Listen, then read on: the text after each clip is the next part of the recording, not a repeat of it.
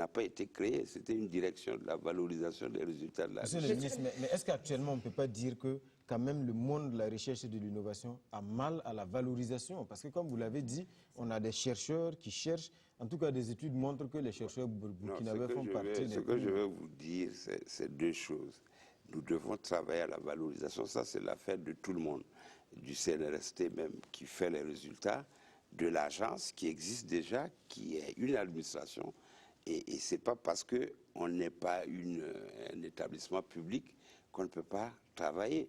Sinon, tous les ministères qui fonctionnent, ce n'est pas des sociétés. Alors, ce que je veux dire, j'ajoute aussi, parce que je tiens à ça, si c'était si important, vous savez que de 2011 à 2014, la recherche était un ministère tout à fait à part. S'il y avait une telle urgence, ça aurait été autonomisé pendant cette période-là. Voilà. Mais moi, je ne suis pas opposé à ça. On va travailler dessus dans les... Donc pour vous, ce n'est pas une urgence, hein? Et mais comme si on met plus l'accent sur les chercheurs que sur les résultats. Attendez là, vous savez que pour promouvoir les résultats, ce sont les hommes qui vont promouvoir ces résultats-là. Ces hommes existent.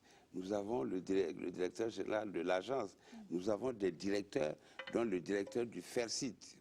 Donc, les structures existent déjà, ceux qui doivent travailler existent déjà. S'il y a des problèmes, c'est des problèmes de financement. Voilà, c'est surtout ça le principal problème. Et c'est le financement même qui fait que si le budget n'est pas conséquent, que vous transformez une structure en une structure autonome, automatiquement la lourdeur financière se produit. Et le gouvernement est en train de réfléchir sur comment réduire un peu le poids financier du fonctionnement des nombreuses structures. Mais je vais vous rassurer que moi, je suis d'accord avec l'autonomisation. Mais je pense d'ailleurs qu'il faut trouver les liens étroits entre ceux qui cherchent, qui trouvent, et ceux qui valorisent les résultats de ce qui a été trouvé. Donc c'est pour les questions de financement qu'on n'a pas pu aujourd'hui prendre des décrets d'application de l'agence. C'est pour les questions de financement uniquement. Oui, c'est les questions de financement uniquement. Monsieur le ministre, est-ce qu'on ne peut pas dire d'une manière générale que le véritable problème qui se pose, c'est qu'il n'y a pas une connexion entre vraiment la recherche et puis derrière ce qu'on fait des résultats? Parce que bon, on a des domaines quand même qui sont là, les domaines de la production, où on a besoin véritablement de solutions nouvelles pour faire face par exemple au changement climatique et tout ça. Mais un chercheur qui aboutit à quelque chose, et puis derrière, on se rend compte qu'il y a l'exemple du maïs par exemple. Voilà, il y a beaucoup de variétés de maïs qui Vous savez que la promotion se fait, hein, si vous avez suivi, c'était même le CNRST en personne, j'allais dire, qui au mois de juillet a fait des journées portes ouvertes dans son siège qui est à côté du camp militaire. Et au mois de septembre, il y a eu encore des journées portes ouvertes au siège du CNRST. Monsieur le ministre, je suis obligé de vous couper parce que les journées portes ouvertes, pour moi, ce ne sont pas véritablement... Parce qu'il faut peut-être que l'État aille chercher ces résultats-là, parce que quand même, on a des paysans sur le terrain à qui ils profiteraient, ces résultats-là profiteraient. Mais alors, justement, parmi les résultats, il y a les semences améliorées et qui sont déjà mises sur le terrain. Et vous ne pouvez pas croire que tout est dans les tiroirs. Là. Vous avez, par exemple, le karité qui peut produire au bout de 5 ans. Moi-même, j'en ai acheté et planté dans mon village. Donc, non, je pense que vous exagérez dans la méconnaissance quand même. Monsieur le ministre, on va essayer de parler de la recherche orientée. Le financement est fait par les chercheurs ou bien par l'État? Le financement, le chercheur ne peut pas financer une recherche. Il a son salaire. Oui, effectivement, il y a des partenaires. Et lorsque j'ai visité l'Institut de recherche en sciences de la santé, ils m'ont expliqué qu'ils pouvaient avoir dans l'année peut-être 800 millions de financement extérieur et que le financement de l'État pouvait, lui, se limiter à une centaine de millions et que ça les dérangeait beaucoup. Et je leur ai dit, bon, écoutez, travaillez dans cette situation-là en attendant que la part de l'État s'accroisse. Ça veut dire que vous êtes performant, vous arrivez à convaincre les partenaires de la pertinence de ce que vous faites. Et je pense que l'État lui-même et recherche des fonds avec les partenaires. Le fait que les instituts en trouvent, je pense que c'est une bonne chose. Monsieur le ministre, si vous me permettez, Emmanuel Traoré, est-ce que véritablement c'est la recherche qui oriente le développement ou bien c'est les besoins de développement qui orientent la recherche au Burkina Faso? Ce sont les besoins de développement, ce sont les problèmes qu'on rencontre sur le terrain qui orientent la recherche et c'est ce qui se fait notamment au niveau de l'INERA en particulier. Et est-ce que justement nos chercheurs sont en adéquation avec le monde de l'économie? Moi, je pense qu'ils sont en adéquation avec le monde de l'économie.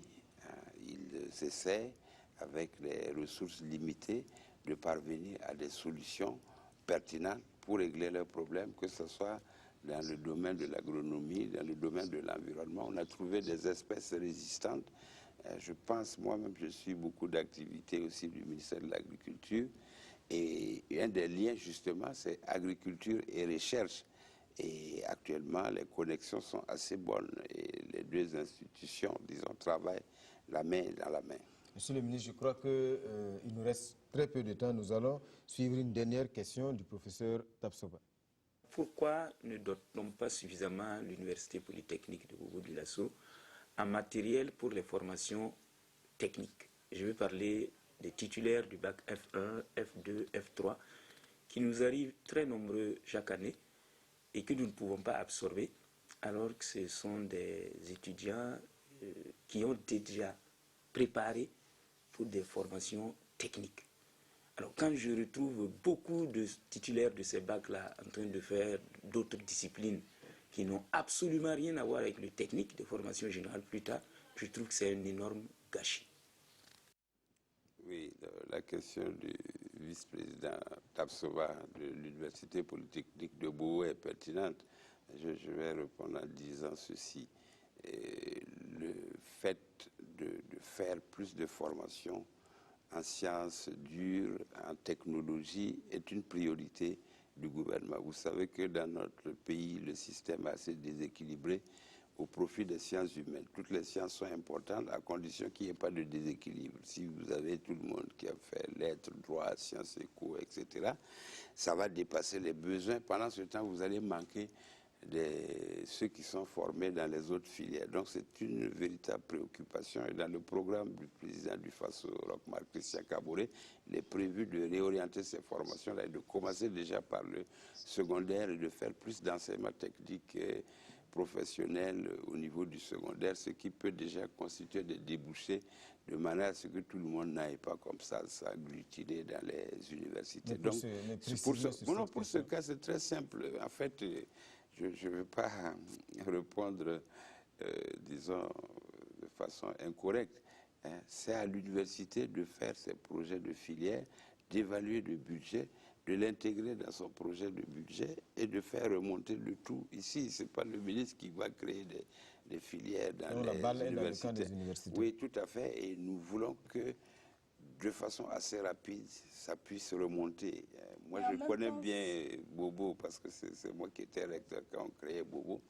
Il fallait amener l'UT avec la mécanique, l'informatique, l'ESI à Bobo. On a pu gérer ça de façon correcte. Monsieur le ministre, en même temps, c'est vos proches collaborateurs. Je suis quelque peu surprise que ce soit sur le plateau de la RTV que vous demandiez à ce qu'on vous ramène des projets. Normalement, ça devait être fait depuis. Oui, moi je suis d'accord que ça devait être fait depuis, mais il n'est jamais trop tard pour bien faire. Je pense que... Vous voulez me dire que vos collaborateurs ne travaillent pas? Comment ils ne travaillent pas? Non, ils travaillent déjà au quotidien parce que ça, c'est des éléments nouveaux. C'est de nouvelles filières qu'ils doivent créer. D'ailleurs, ils en ont déjà créé un certain nombre. Moi, j'ai visité Bobo il n'y a pas très longtemps, où il y a des filières techniques, technologiques, où ils font vraiment beaucoup de choses.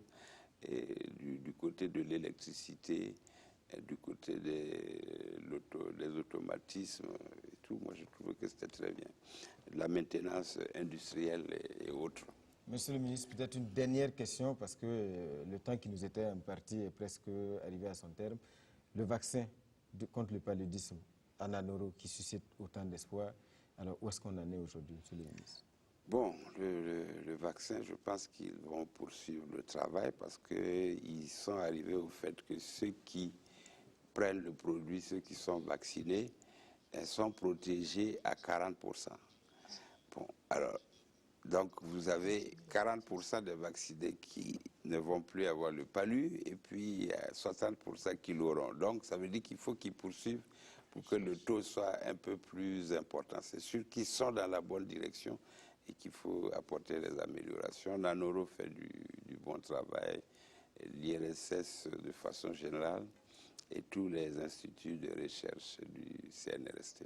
Ça va être le dernier mot, Monsieur le ministre, certainement pour ce soir. Et ANVAR aussi va faire du bon travail, l'Agence nationale de valorisation des recherches, qui est déjà à partir des cadres qu'ils ont. Et maintenant, le statut viendra constituer une facilitation du travail.